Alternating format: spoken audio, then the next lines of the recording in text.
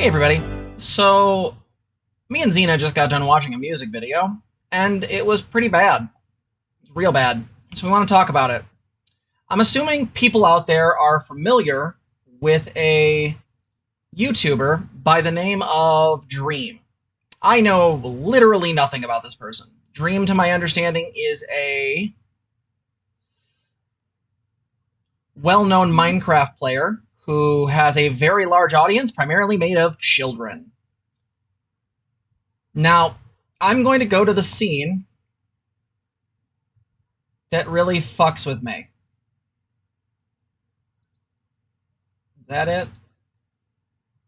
Also, we should give a disclaimer as we're looking at some of these scenes that I know there was a thing with crunch time for some of the art. Yeah. So really quick. One, I don't want to hear any kind of like weird critiques about the fucking art because these people had to do crunch and because they absolutely, like, this is the bottom line definition of nonsense. So I want to zoom in here because I kind of want you guys to understand just why this is so stupid. Nope, go right there. There we go. So if you look, I don't know if you can see this clearly, but it says normal pills. Take 1 capsule by mouth 3 times daily. Holy shit. What the fuck? What are these? So, my interpretation of the video is that Dream is sort of talking about this idea that he or they at one point were wandering through their life and sort of living in this mask. And of course, the person's wearing a dream mask, right? Dream looks like this little thing down here. And essentially the idea is that this person goes through pretending to be normal, putting on something like that.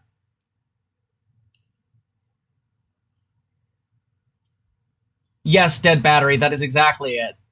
They say that you need glasses. That's what the mask is. Yeah. So the line from this part of the song is literally, "Hey, David." Hello, David. Sorry, I just had a flashback to fucking Queen of the Damned. God, I love that movie.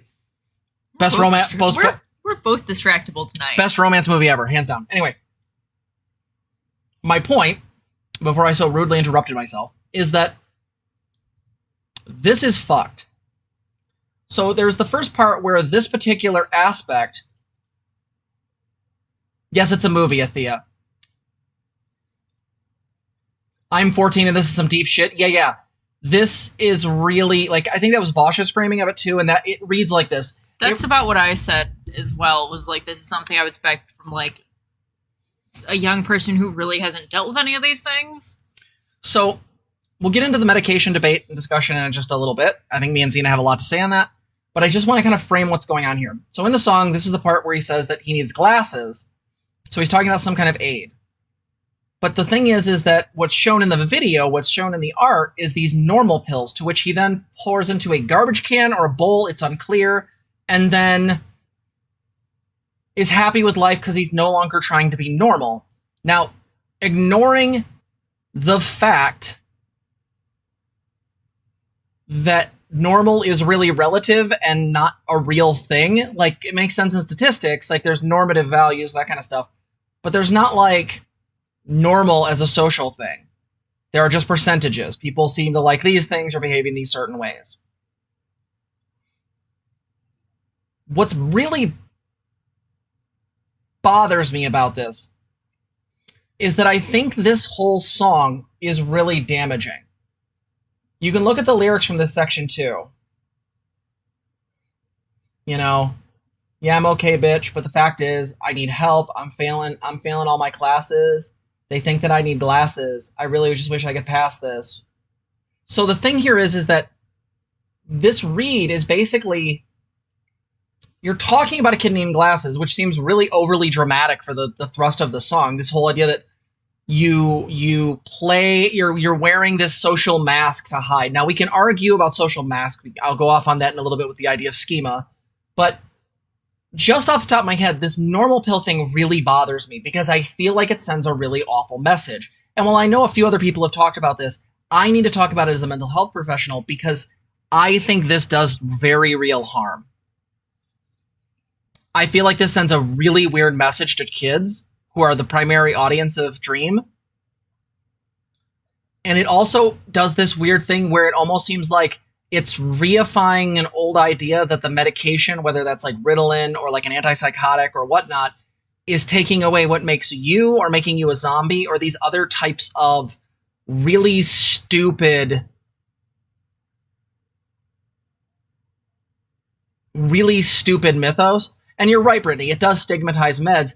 And it also gets into a really weird thing where I feel like it reifies a lot of like the weird ass, like, no, I'll never put my kids on Ritalin, or like the fucking anti-vaxxers. Like, I feel like it gets into some really weird anti-intellectual stuff. That's going to be the thrust of this conversation. So, Zena, when you saw this, do you want to just give kind of your summation, like your thoughts on it, and then we can kind of get into the deeper stuff? I found a lot of this weird because I didn't find that the lyrics necessarily matched up with what was going on in the video, and I think that was the jarring part. Right, they're talking about glasses, and this kid's holding a script that says "You're not normal" on it, like a prescription script. And I'm like, what? Wait, what? Like, we got from glasses to "You're not normal"? Because wouldn't glasses just immediately fix your problem and take care of like probably the reason you're having trouble in school? I know they fixed mine in 4th grade. Fuck's sakes. No, I mean, I got glasses in elementary school because I was falling asleep when I was reading. Suddenly I got glasses and I was like, oh yeah, I like reading. Reading's great. All I needed was glasses. Like, especially in today's society, glasses aren't a big deal. And so conflating something like that with the whole topic of medications is really, really weird to me. I actually was having a hard time remembering that the scene was happening because it does happen pretty quick in the video. Yeah, so as a whole, did you want me to comment as a whole right now, or? So let's break it down. So there's a couple things that we talked about as a whole, and maybe we should get into those specific things. I know you had a quote you wanted to read too. Yeah, so this let's is better at the end, though. Yeah. So let's talk about let's go into the med discussion because that's going to be one of the most complex. Yeah, I feel like we could do a couple of my little gripes beforehand. Sure, go ahead. Go into some of your little gripes. I think the hardest part about this video is that with a few scene changes in the animation of it, it could have been a lot stronger. Same Tiamat. Mine was 4th grade though. Right, like there's some point where like the parents are asking a question, or asking how this kid's doing, and it's just kind of falling flat. And like, not every parent's good at talking and stuff about their kids, but like you could have used that scene at some point to be like, hey, let's just kind of keep working at this. Or like, I know I'm kind of spinning it, in a positive way, but as a music video, like, again, the scenes didn't seem to match up, but I feel like since you're targeting this since your main audience is kids, you do need to take more care. And I think the end of this too is just really weird. Like, there was no, there was this point where the mask came off and what was the line? Something like, you are not normal, and that's a good thing. There's that just seemed like a really and like then adolescent it's them thing. being like, I'm not normal, and I'm going to interact with people. The smile on the mask turned into real life, I think, was something of how that got said if you switch back to the lyrics for me. The last couple of lyrics. Scroll to the end here. Even wearing the mask so long that it's real, right? There didn't seem to be any understanding or any awareness around that, and we just kind of ended at a really weird place, right? Like, and that just left me with a really weird feeling because I'm like, did you work through it? Like, there's cases where people work through stuff enough, and they keep really trying, and at some point things kind of click and it works, but there was no awareness in this at all. Like, that's, I think, the big thing.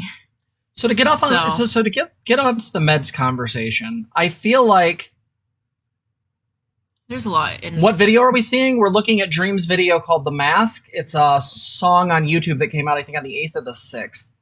And we've got the lyrics up on screen right now. We'll flip this is the video, by the way, David. So you can find here a Dream Mask official music video. So my issue here is this. The issue I have with this entire video is it buys into the stigmatization of being someone on medication, whether that medication is something as simple as Ritalin, or maybe something like an anti-anxiety medication or an antidepressant.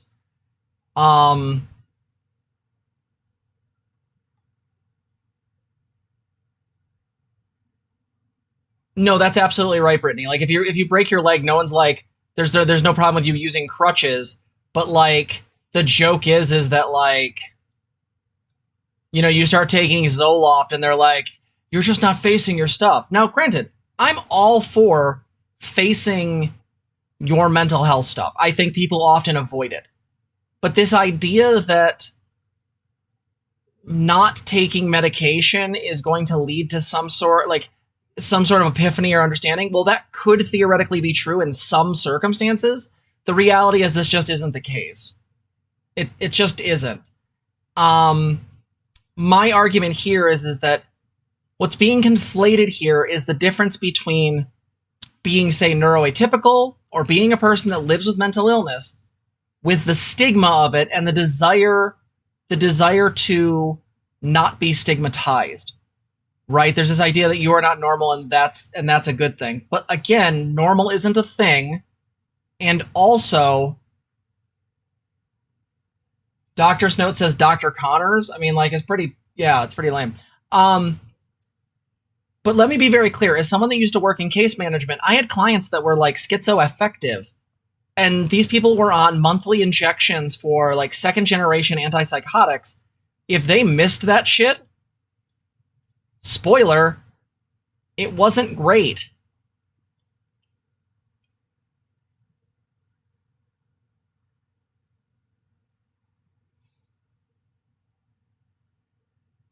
It's not silly, Althea. But the problem is that I've had clients tell me that too. I've had kids with ADHD be like, no, I can't take something because I don't want to end up a zombie. I'm like, who did you hear that from? My parents.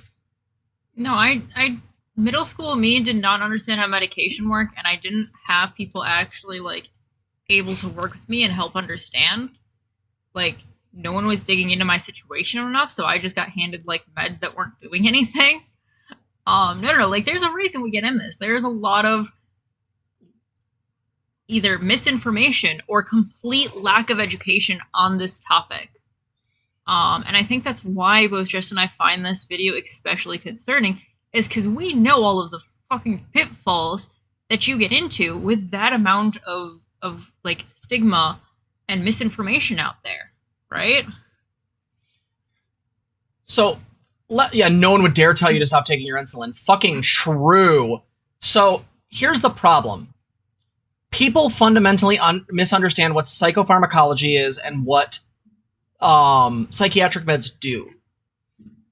Now, I am not going to say there isn't a possibility, a tiny infinitesimal possibility, that there could theoretically be some change. People who have, say, the genetic predisposition for certain things can have a very negative reaction to certain types of medications. Though nowadays, psychiatrists can actually do genetics testing to see what will be the best fit for you as far as antidepressants, anti-anxiety meds, antipsychotics, etc. Yet nobody should stop telling you to stop taking your insulin. And that's probably true for somebody who's on, say, an antidepressant. If their medication is working for them and lets them function and lets them enjoy their life, that isn't a crutch. This is putting them back to a level of functioning. Again, remember, pathology is based around the definition of something that is problematic in the person's life or the people around them. If you are dealing with depression and you just can't seem to make it work and it seems to be like becoming almost a thing that's slowly consuming you, that's an issue. We deal with that. So we try to get you to some level of baseline. And maybe that's the issue here, is the term normal is an argument about baseline. And here's the big thing. I've seen this argument used by people who have bipolar, where they don't like the way they are on the meds. They don't feel like themselves. And the thing is that that's because, and this is going to sound a little problematic, but depending on the person, it might be that they think who they are when they're manic is who they are. When people stigmatize meds, often they're falling into more model of mental illness where they think people can just be different and that their symptoms are some sort of personal failing. that people can just muscle through depression or whatever it is. Absolutely. Well, and that's the thing is part of the stigma buys into the notion that this is a weakness, right? This is a weakness. This is something by you taking meds, it's an issue. David said, it's kind of made me a family guy when one of the baby had to head home focus pills because he was focusing another school. I didn't quite read that right, but I think you're referring to an episode of Family Guy where he was taking pills. Yeah, I mean, here's the problem. The way you deal with, like, say, the Adderall or the Ritalin issue is you have better testing, you put more research and money towards it, and you also realize there's some gender issues there. While there is an overprescription of stimulants for ADHD, that's a much more complicated situation. For example, one, that overdiagnosis tends to come from and towards very specifically, yes, Thanagor, we'll come back to that. That seems to come from very specifically an issue where young boys are sort of gender trained to behave in certain ways. Mm-hmm. And as such, what seems to happen is in that gender training, they tend to act out more. They tend to jump off the walls. Hyperactivity is more pronounced in them. So you'll have a little cis girl and a little cis boy. Both of them could be dealing with ADHD, but the boy will be much more noticeable because one of the dumbest fucking things to ever come into mental health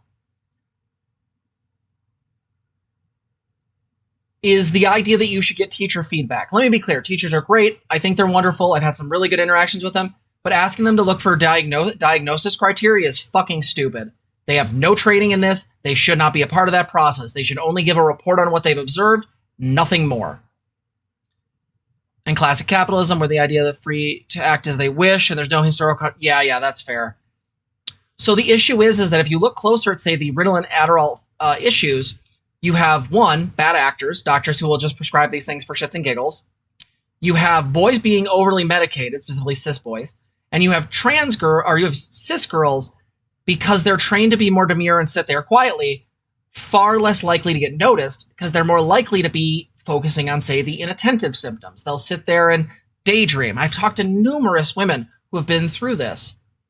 Also, we are specifying here just because a lot of the research wasn't necessarily done with people who aren't cis in mind. So just so you know, that's Brittany, kind of that's why we're awful. Specifying. No, they absolutely are, and sometimes they overstep. And I wish that their lines were more clearly defined. Like, I don't mind getting a written report of this is the stuff I have observed, but when they're trying to tell me, yeah, I haven't seen him have any problems in class, that doesn't tell me shit. Well, and so teachers can well-trained teachers and certain teachers can be really good at like being the first person to point something out and go, "Hey, we should look into this. Hey, let's start the process of checking into something," right? But that's a whole other big conversation that has a lot of issues, and there's a lot of ways in which like actually getting kids services is funded in schools that make this a horrendous process, and this is somewhat beside the video. No, Althea, you're absolutely right. There is an issue here. So one of the big things is if you're a kid that's fairly bright and you can figure out the game of dealing with school, then you can just fly through school issues. Yep. And basically one of the issues is that you get through school, and because you were able to power through it because you were bright and it was easy, you essentially never get caught until you hit a wall. Because all of a sudden you're going, oh, it's not easy anymore, and I have no idea what to do. Because not only have you never had to deal with any kind of like struggle to get there because you're dealing with it, hit like a truck in college. Absolutely. David said in chat, "Hey, I have a question. My friend needs a psychologist and I don't know how to help him with that. Can you help me?" So yes, if that person's in the United States, I would look at the video I have called, it's one me and Zena did called How to Find a Therapist. There's a video, David, in the playlists called How to Find a Therapist. Some of the things are going to be United States specific, but I would strongly recommend watching that video for a good way to sort of start looking for people and a good way to vet them and figure out if they're a good fit for you. Yes, Weaver, that is very common. Let me be very clear. So Makes a wall the moment you hit the wall. Everyone in an authoritative position just completely fails to recognize. Yes, because up until then you've done so well, they don't get it. Yeah. So this is the issue is that when you look at even the ADHD discussion, it's way more complicated because I'm going to add another level of complication into this. Every bit of research we shows that a person who is untreated for ADHD is more likely to engage in substance abuse as a way to self-medicate. But we also know from that same data that people who are treated for ADHD, that is, for example, taking their medication, seeking therapy, and all that, not only are they at a much lesser risk of doing substance abuse, but actually lesser than the normal population. Think about that. The likelihood of an actual ADHD person abusing their Adderall or things like that is insane. And college professors are not generally trained in pedagogy or teaching, so they don't. Yeah, right? Oh, that's absolutely true. Hanging Wednesday. That is. Oh my fucking God. Yeah, unless some, I've had a few special teachers who just happen to have an education background before they made it to being college professors, and they were amazing. You're welcome, David. Yeah, just check out that video. I think it'll be a good fit. Just it might require some, depending on where you're located and what's going on, you might have to just make some adjustments. But yeah, do you guys see this? The issue with this, in my humble opinion, is that there is a conflation between having to seek help, that is, searching for therapy or medication, and the stigma of that, and then this video being a refutation of that stigma, but not understanding that the stigma is the problem in the first place. It's attacking it from the wrong angle. It's assuming that, well, I don't have to be, I don't have to use your thing to make me go away. I'm going to be abnormal and that'll be fine, which is not the point. The point is the meds to make sure the person's functioning, that they're okay. This is why I find myself in a really weird position with this video, is it hits me on multiple levels. The fact that crunch had to be used and these people had to be pushed to make an animated video for no discernible fucking reason, that is, other than to put out the music video, there was no reason this had to be rushed. And then even with the rushing, if it had still just been a fairly decent video talking about having meds and being okay with that, spoiler alert, that'd been great. But the way it comes off as thinking, hey, stop taking your meds, kids, because they're making you normal and who you are is great. It's sort of missing the forest for the trees as far as a validation thing. Absolutely. Well, and I would say I remember being in middle school and that appearance of normal for a middle schooler is not the same as getting told by a doctor, which again, this is a doctor's note that we're looking at that says you are not normal on it. Right. And eventually, a lot of middle schoolers do kind of understand that, okay, this sense of normal, of what's normal or, what's okay is relative, right? It may or may not, matter. They're piecing through that. And there is this weirdness of that mentality, right, for that age group being conflated with the sense of what's, normal or typical, in terms of mental health and medication that I just don't feel comfy with. Getting that on a doctor's note is just kind of horrifying in my brain. So Rev Run said, also, would it be possible to change the name of ADHD to anything else? Maybe something more accurate to what people are going through and not what other people can observe.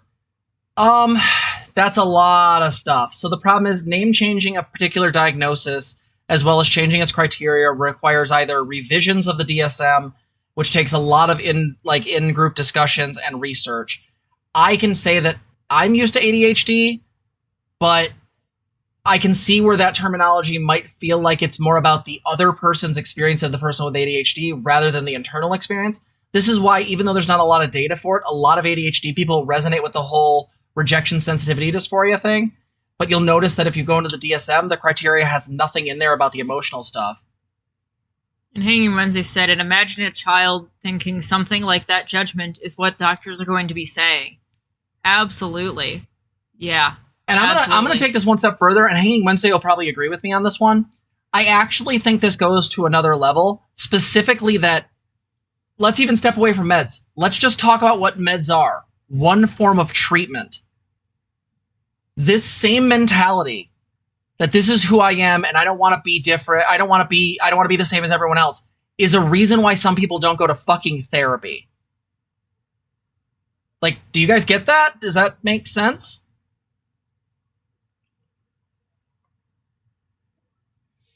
Thanagor, kind of. I would say attention deficit still makes sense as a language for me, but again, I'm looking at it from a different angle. The fact is that it's not just hard to control where attention goes, but also hard to moderate how much attention, right? This is where we get into the term perseveration, which is a basically really complex term to explain hyper-focusing. Well, and romanticizing mental illness is also a problem because a lot of people you'll see this on Twitter, romanticize it and put things in their bio. Now, granted, one of my bios has literally that I'm a survivor of childhood sexual abuse. I'm also a person with borderline and ADHD. I do that because I think having that stuff out there is a good way to destigmatize them. But I think the destigmatization is different than the sort of just almost fetishizing them. Oh, artists, right? Like, you all heard that, like, this person made amazing art when they were going through whatever else, XYZ thing, right? Thank you, Minerva. Love you, dear. That gets super problematic. This idea that you can't make art if you're on medication gets super, super weird, and just isn't true, especially with ADHD, right? Where, like, oh, wait a minute, my meds are working for me. My brain can, do the things I need it to do, right? And then, that can be a huge aid in you getting done the things that you want to get done.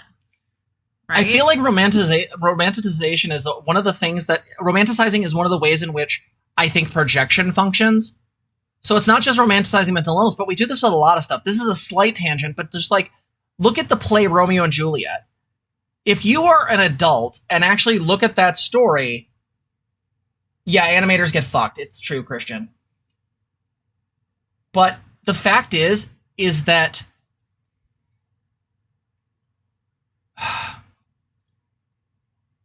if you look at that play, or even just the movie, which I love, it is a horrifying movie about two kids losing their goddamn minds and all of a sudden dying. Not to mention taking a bunch of people with them. Fucking Romeo slays Paris. Romeo slays Tybalt. Tybalt kills Mercutio. There's a whole bunch of murder by teenagers. And at the center of the story, you have a guy who I believe is somewhere between 16 to 19. I think Romeo's older. And then Juliet, I believe, is supposed to be portrayed as like 14 or 15. It's really fucked. And the whole beginning of the play is Romeo fucking going off about his girl Rosaline not paying attention to him. Like, none of these people are healthy. None of these people are making adult decisions. And they're surrounded by monsters who regularly start sword fights or gunfights in the movie just for shits and giggles.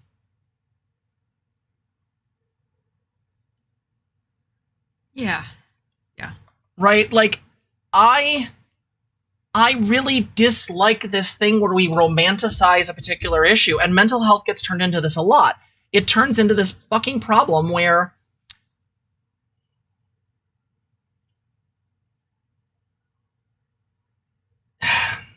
I'm going to say something spicy, and I'm going to apologize ahead of time because I don't mean it to be. There is a phenomenon online that I am still not 100% clear on, and I do not want to upset any of the people in my Discord. I love you guys. I am not sure as a clinician, how I feel about people who identify as plural. Now, that said, if you are a plural person in our Discord, I will honor your identity and I will treat you as an equal. I will be as loving to you as I am to everybody else.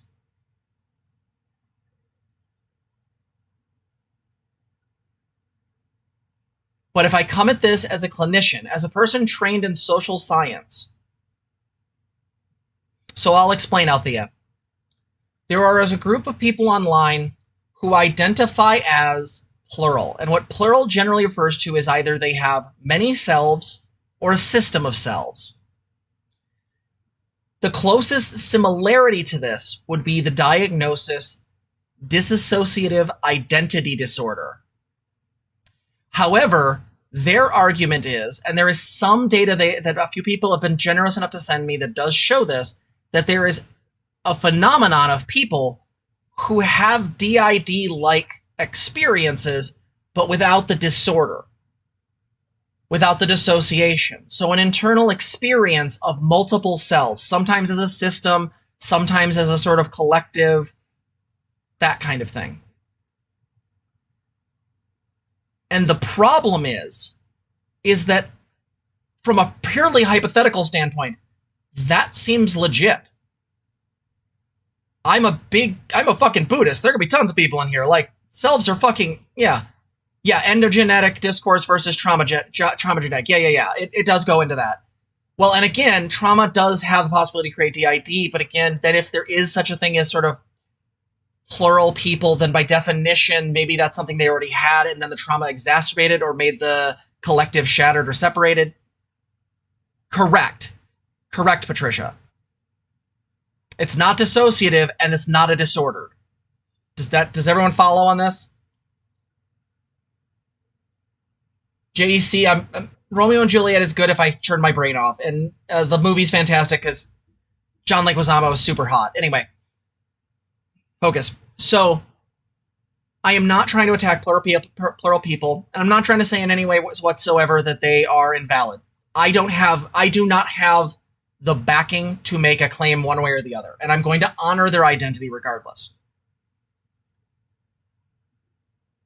But there is an argument that I've seen levied at them that is, there's a concern that people do, and some of this is probably concern trolling, can't disagree with that, that this is another part of that fetishizing or that sort of romanticizing mental illness. Now, again, we can get into the question about, is this really mental illness, or is this something that is a function of the human ego, right? We can get into sort of the, we can get into something like the from the Buddhist perspective, the idea that there is no permanent self. And if you figure that the self is this constantly flickering in and out of existence thing,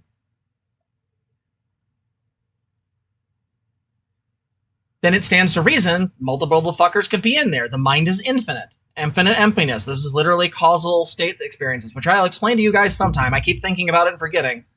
Need to do an integral class to you guys. Anywho, yeah, I just know some plural person's going to take it out of context, and I really hope they don't. My understanding is that I want to believe. I also have some level of skepticism. Tiamat, if you're going to invite people to the server, that's fine. I wouldn't do it right now. Because I don't know, we're not going to be on the segment much longer, and I would really genuinely prefer to not get flooded with people who are going to take me out of context.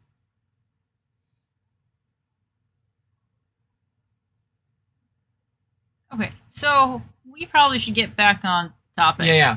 Sorry, I did misread you, Tiamat. It does say you can ask people, better thing to learn. Do that in a different chat, though. That's all I'm going to say. That's fair, Brittany. I might have missed that earlier context.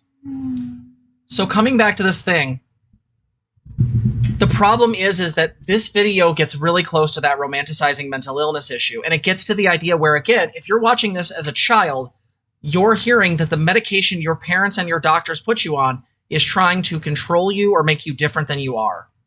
And that's just not how this works. Now, can medication affect your behavior? Can it affect your emotions? Sure. However, usually that's not a good thing, and usually you would then alter the medication either by I've got a spiel on this topic. Yeah, like content, like the amount, or based on which medication it is. Go ahead, love.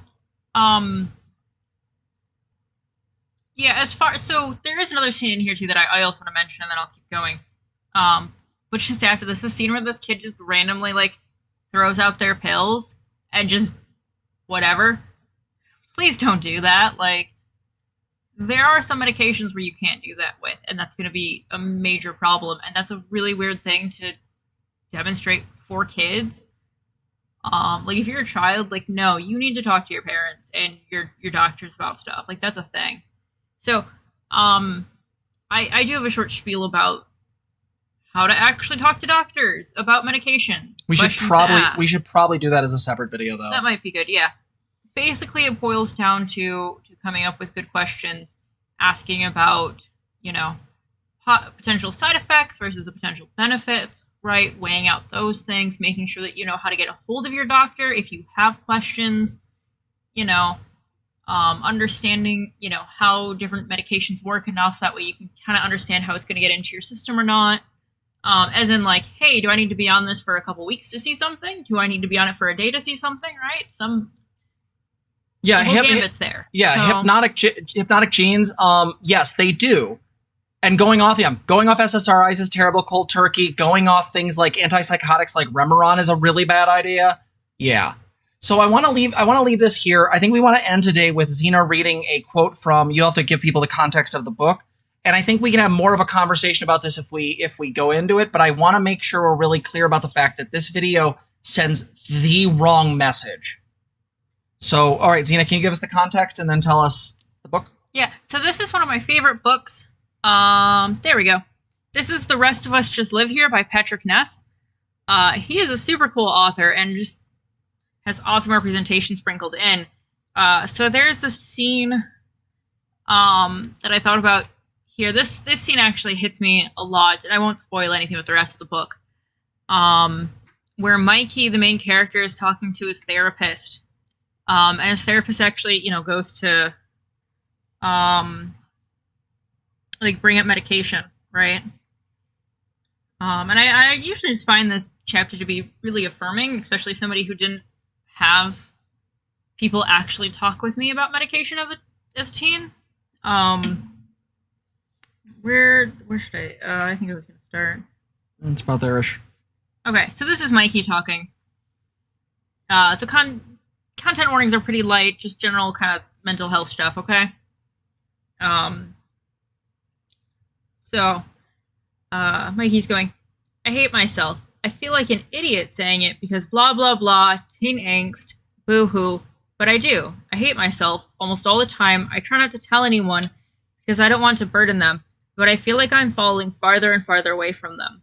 Like the well's getting deeper and I'm running out of energy to climb it. And any minute now, any second, it's going to stop being worth even trying. This is their doctor, or their therapist, sorry. I won't keep harping on this, but I will say again, just gently because it's true. You're here, and that's trying. Can you help me? Yes. For now, as a start, I'd like to put you on some medication. Why are you making that face? Medication. Medication is a failure? The biggest one. Like I'm so broken, I need medical help. Cancer patients don't call chemotherapy a failure. Diabetics don't call insulin a failure. This is different and you know it. I don't know it. Why is it different? Because it means I'm crazy. Crazy is different. Michael, do you think cancer is a moral failing? What kind of cancer? Don't play. You know what I mean. Do you think a woman who gets ovarian cancer is morally responsible for it? No. I'm going to end it there. But yeah, so I highly recommend this book. There's a lot of really neat, a lot of really fun things in it. And if you want a better representation of actually like attempting to deal with your mental health, I feel like this has got it going on. So again, that's The Rest of Us Just Live Here by Patrick Ness. So yeah, so you know, do what Brittany says, like the stream. We can cover this more in the future, and I do think a conversation about how to talk to your doctor about meds. Yeah, hypnotic genes. I thought it was a good quote too.